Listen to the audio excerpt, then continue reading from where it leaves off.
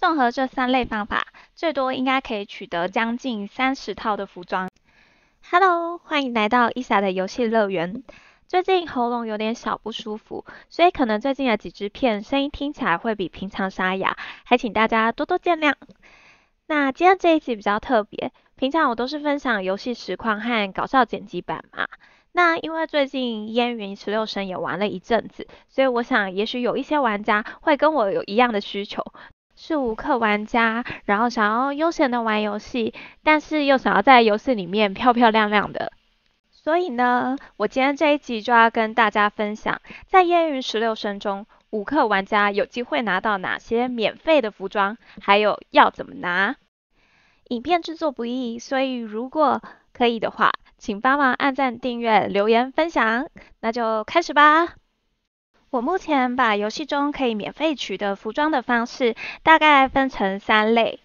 第一类呢，就是直接取得，只要你愿意花时间达到一定的条件，你就可以拿到外观。所以第一类我觉得是3类里面最容易可以达成的。尤其如果你只想要轻松的游玩，或者是你只玩单机模式，那第一类就一定要把握。举例来说，累计登录天数如果达到7天的话，就可以拿到燕平生套装。提升人物等级如果达到61级，那就可以拿到清河强者套装。如果解主线神仙不渡，就可以拿到初出茅庐。再来是提升地区探索度，清河跟开封各自都会有一套。然后如果提升营生等级，文士跟玄狐也各自有一套。最后是取得成就，比如说入狱160个小时，你就可以拿到一套囚服。有几套因为还在跟客服确认，所以没有汇整进来。如果有取得新资讯的话，我再补充在资讯栏给大家。那第二种分类，我称它为兑换取得，就是你需要在游戏中取得某种货币，然后再去商店进行兑换。那除了门派、悬赏跟江湖型商店是单人游玩有机会可以解的之外，其他峡园、师徒、结义跟绝杖林其实都是需要参与多人玩法，所以第二类型会比第一类型还要麻烦一点。以门派商店为例，门派商店的话需要收集江湖名声，那就要完成自己门派的门派号令，然后再来去门派商店进行兑换。不同的门派有不同的造型，然后门派商店里面其实也有其他的东西可以兑换。悬赏商店要收集4方钱，有一套野标可以换。那江湖型商店的话，则是要收集4海间。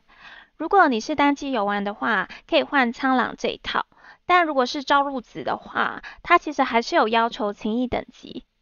然后峡园商店、师徒商店跟结义商店都是用和合花钱来做兑换，但是这些商店除了你收集到货币之外，你还要在关系达到某个等级以上才能做兑换，所以就是可能比较推荐有在玩多人玩法的玩家。那玩绝杖林的话，可以收集罪业换夜叉。那最后一类呢，我称它为几率取得，可以刷特定的正手，或者是抽和名跟灵音。那这个顾名思义就是凭运气啦。清河的话有2个正手都是有几率刷到衣服的，然后无相黄的话其实有几率送一顶帽子。和名的话呢，无氪玩家可以收集袅袅之音来做抽奖，然后灵音的话，无氪玩家就是拼手抽啦。不过几率可能都没有到很高，所以如果你中了，可以顺便去买个乐透。综合这3类方法，最多应该可以取得将近30套的服装，不知道大家最喜欢哪一套？欢迎留言分享。然后最后面是个小彩蛋，我用我目前已经取得的服装来做一些动作，然后让大家看看实穿的效果。那就掌声欢迎烟云女团！